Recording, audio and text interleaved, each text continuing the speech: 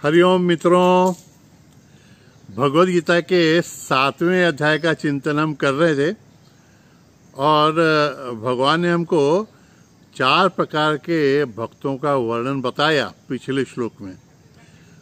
उसमें से भी 3 प्रकार के भक्त हमने देखे। आज हम ज्ञानी भक्त के बारे में चिंतन करेंगे, भगवान उनके बारे में क्या कहते हैं। तो पहले श्लोक भी देख लें। चतुर्विधः भजन्ते मां जनाः सुकृतनोऽर्जुन आर्तजिज्ञासु अर्थार्थी ज्ञानी च भरतर्षभ। आर्त, अर्थार्थी, जिज्ञासु। ज्ञानी भक्त के बारे में चिंतन करने के पहले फिर से थोड़ा सा कुछ इन तीनों के बारे में देख लेते हैं। आर्त, जो आर्त होता है ना भक्त, वो दुख में भगवान को पुकारता है और फिर उसका दुख दूर होने लगता है। फिर वो चिंतन करता है कि दुख आने पर ही फिर भगवान का चिंतन मैं क्यों करूं? अगर हमेशा ही भगवान का नाम स्मरण मैं करते रहूं तो शायद दुख आएगा भी नहीं। रामचरितमानस में भगवान हनुमान जी भी भगवान को ये कहते हैं कि भगवान आपका विस्मरण यही सबसे बड़ा संकट, यही सबसे बड़ी विपदा है। आपका स्मरण होता रहे तो कुछ भी, सब चैन ही चैन है ना। तो आर्त भक्त भी धीरे धीरे भगवान से एकरूप तो हो ही जाता है। अर्थार्थी भक्त भी पहले छोटी छोटी चीजों को मांगने के लिए भगवान के पास जाता रहता है। आपको एक दत्त महात्म्य की कथा सुनाते हैं। कार्तवीर्य अर्जुन है, राजा है और दत्त भक्त है। तो दत्त की उपासना करके दत्त महाराज को प्रसन्न कर लेता है। तो भगवान पूछते हैं क्या चाहिए तुझे? तो बहुत एक बड़ी लिस्ट बना के रखता है वो, सब मांग लेता है।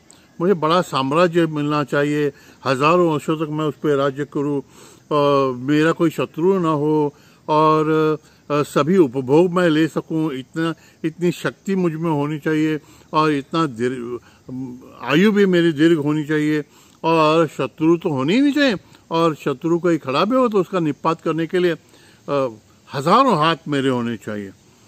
बहुत इतना बलवान मैं हो जाऊं कि सभी का निपात कर सकूं। और भगवान है बोलते हैं तथास्तु।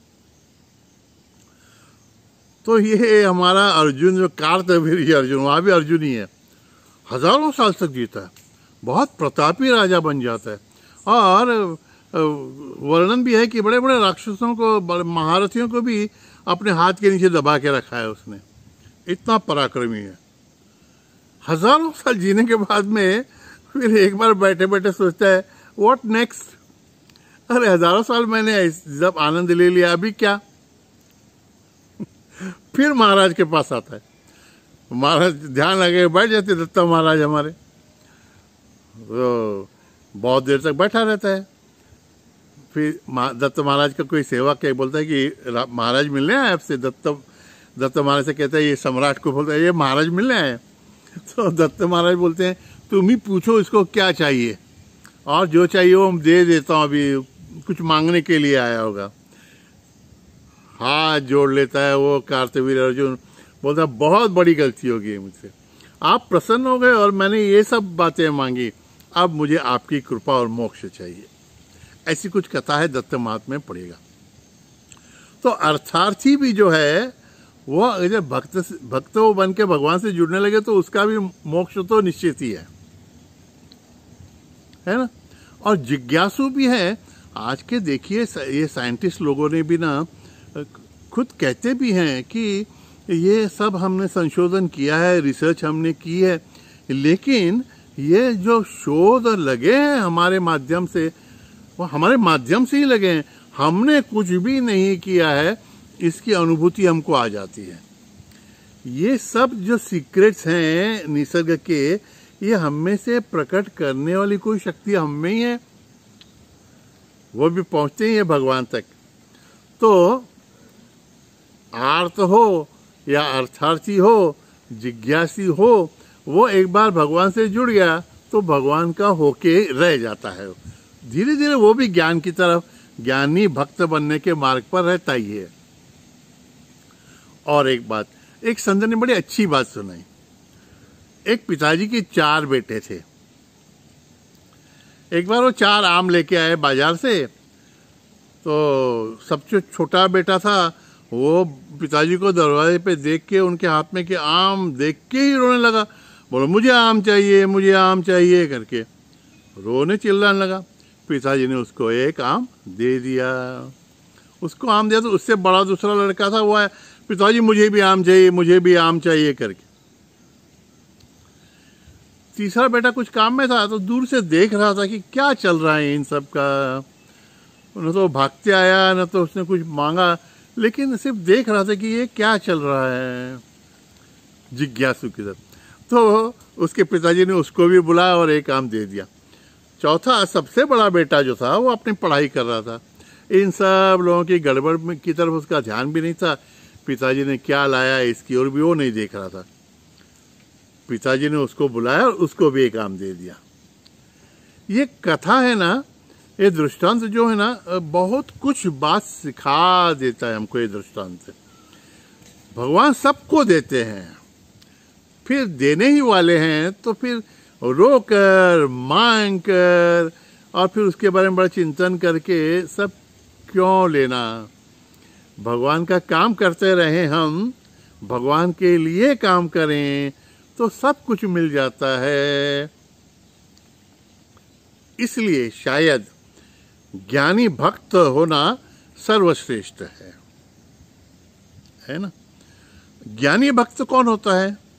जो शायद इन तीनों अवस्थाओं से आगे बढ़ गया रहता है और उसके मन की जिज्ञासा जब निर्माण होती है तो वो सोचने लगता है कि मैं कौन हूँ और मैं ऐसा क्यों हूँ, और भगवान अगर मुझ में ही हैं तो फिर मुझे उनको प्राप्त करने में इतनी दिक्कत क्यों हो रही है, वो मुझसे क्यों छिपे हुए हैं, वो मुझसे क्या चाहते हैं, मैं किस चीज़ का त्याग करूं ताकि मैं उनका बन सकूं। ये जब लालसा, ये जब इच्छा, ये कामना जब मन में निर्माण हो जाती है ना ईश्वर को पाने की, तो फिर दुनिया की कोई भी शक्ति इस कामना को नहीं दबा सकती। और फिर ऐसा वैराग्यवान जो पुरुष होता है ना, उसको ज्ञान प्राप्त होने में बिल्कुल दिक्कत नहीं होती, क्योंकि भगवान ही उसके अंतःकरण में बैठे हुए हैं। जब उसके मन में इन सब चीज़ों के बारे में वैराग्य आ जाता है तो भगवान उसको अपने स्वरूप का ज्ञान देते हैं। फिर वह भी जान जाता है कि मैं तो चैतन्य स्वरूप हूँ, मैं आत्म स्वरूप हूँ, मैं शरीर नहीं हूँ, मैं मन नहीं हूँ, मैं बुद्धि नहीं हूँ। तो फिर शरीर मन बुद्धि के लिए कुछ करने की या कुछ भगवान से मांगने की उसको इच्छा ही नहीं होती। लेकिन ये अवस्था ना बहुत बहुत धोखादायक है, क्योंकि जब आप भगवान से एक रूप हो जाते हैं, अरे भगवान से तो क्या, कोई शिष्य जो अगर गुरु से भी एक रूप होने लगे ना, गुरु की तरह उसकी प्रसिद्धि प्राप्त होने लगे उसको, और जैसे सभी बहुत से लोग गुरु के पास आते हैं, वैसे अगर उस शिष्य के पास भी आने लगे ना तो बड़ी बड़ी बड़ी बुरी अवस्था है वो।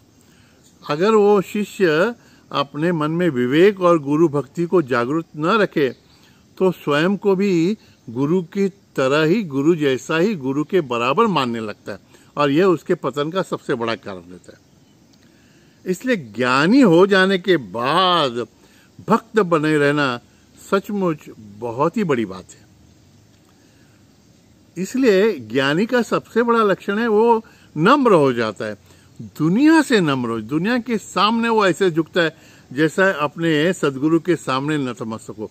जैसे भगवान को अपने सामने पाकर एक नम्रता से हाथ जोड़कर उनकी हर बात का आज्ञा पालन करने लगे, उनकी हर बात उसको आज्ञा लगने लगे, ऐसी जब उसकी मनोवृत्ति हो जाती है, ऐसा भाव उसके मन में निर्माण हो जाता है ना, तब वो सचमुच ज्ञानी बन जाता है और फिर भगवान का भक्त बन जाता है। वो ज्ञानी तो हो जाता है और सब में जब वो भगवान उसको दिखने लगता है ना, तो फिर वो किसी की भी अवहेलना नहीं कर पाता, किसी का द्वेष भी नहीं कर पाता। कोई भी छोटी सी भी बात कोई कह देना तो बहुत सहज से उसको स्वीकारता है वो, क्योंकि सब में भगवान देखते हुए भगवान की हर प्रकार से सेवा करने का वो प्रयत्न करता है। भगवान तो कहते हैं ये सभी जो भक्त हैं ना, ये आर्त, जिज्ञासु, अर्थार्थी, ये भी सब अच्छे हैं, सत्कर्म करने वाले हैं, मेरे भक्त हैं, मुझे चाहने वाले हैं, मुझसे जुड़ने वाले हैं। लेकिन कहते हैं ये ज्ञानी भक्त जो है ना, ये तो मेरा आत्मा ही है, ये मेरा ही स्वरूप है, मुझे वो जितना प्रिय है उससे ज्यादा या उतना ही मैं उसे प्रिय हूं। देखिए ये प्रेम भी ना अन्योन्य होता है, एक तरफा प्रेम कभी भी यशस्वी नहीं होता। आप बहुत कहें कि मैं प्रेम कर रहा हूं, लेकिन उस प्रेम में यश तभी प्राप्त होता है जब सामने से भी प्रतिसाद मिलता रहे, है ना। भगवान को और क्या चाहिए ना, सब कुछ है भगवान के पास और सब कुछ लुटा भी रहे हैं। अरे भाई, आपके पिताजी को क्या आपसे इच्छा होगी, बस वो कमा के लाएंगे, उसमें से आपको 10 लड्डू दे दे, उसमें से एक झूठा लड्डू भी अगर उनका पोता दादाजी के मुंह में डालने को तो दादाजी बोलते ओहो कितना प्यार दे रहा है ना। तो भगवान भी हमसे दूसरी कुछ चाहते ही नहीं है, दूसरी कुछ चीज, क्योंकि उनके पास कम है ऐसा कुछ नहीं, सब कुछ उनके पास है। वो तो चाहते हैं बस प्रेम। और जब ऐसा ज्ञानी भक्त जानकर भगवान के स्वरूप को यह भी जान लेता है कि मैं भी भगवान स्वरूप चैतन्य स्वरूप हूँ, ऐसा जानने के बाद भी प्रेम से सेवा करता है, तो भगवान कहते हैं कि अरे इससे ज्यादा प्रिय तो मेरा कोई है ही नहीं, है ना। उद्धव जी भी जिज्ञासु बन के भगवान के पास गए थे, तो भगवान ने कहा जाके गोपियों से पूछो सेवा क्या है, भक्ति क्या है। क्योंकि गोपियों की भक्ति कहते हैं ना, वो ज्ञानोत्तर भक्ति बोलते, ज्ञान प्राप्त होने के बाद हम जिसकी भक्ति करते हैं उसकी सत्ता महत्ता जानकर जब उनके दास हो जाते हैं ना, तो उसमें एक प्रकार का प्रेम बहने लगता है दोनों ओर से। इसलिए भगवान भी तड़प जाते हैं ऐसे ज्ञानी भक्त को प्राप्त करने के लिए। और जैसा कि भगवान ने खुद कहा कि ऐसे ज्ञानी भक्त मेरे ही स्वरूप हो जाते हैं। तो मित्रों, आपने देखा होगा ऐसे संतों की सेवा अगर हम करें ना, तो वो भगवान की सेवा ही हो जाती है। महाराष्ट्र में तो ऐसे कितने संत होके गए हैं जिनके पास आप जाके सिर्फ कहो कि भाई मुझे बेटा नहीं हो रहा है, या मेरे संपत्ति का कुछ प्रॉब्लम है, या कुछ ऐसी बीमारी हो गई, कैंसर तक की बीमारी के लिए कुछ भी उपाय वो बोल देते हैं, तुरंत अच्छे हो जाते। ऐसी कितनी अभी टीवी पे सीरियल्स वगैरह भी आ रहे हैं। बालू मामा है हमारे कोल्हापुर के पास में रहने वाले, गजानन महाराज के बारे में भी आपने सुना होगा।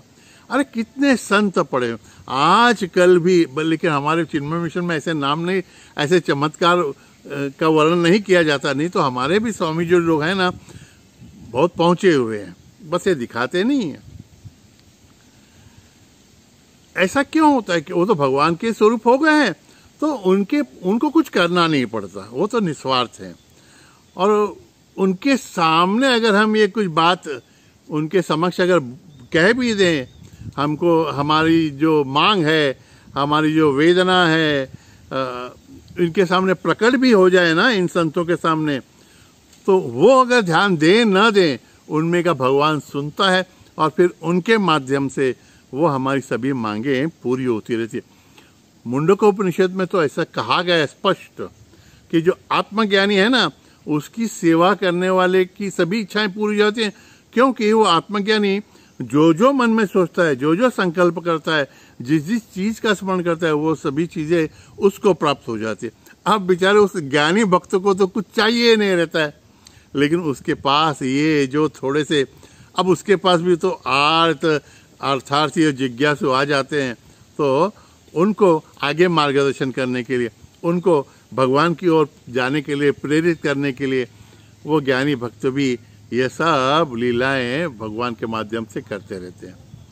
इसलिए ज्ञानी भक्त जो हैं वो भगवान का स्वरूप ही है, और हमको भी एक एक सीढ़ी ऊपर चढ़ते हुए ज्ञानी भक्त होने का प्रयत्न करना है।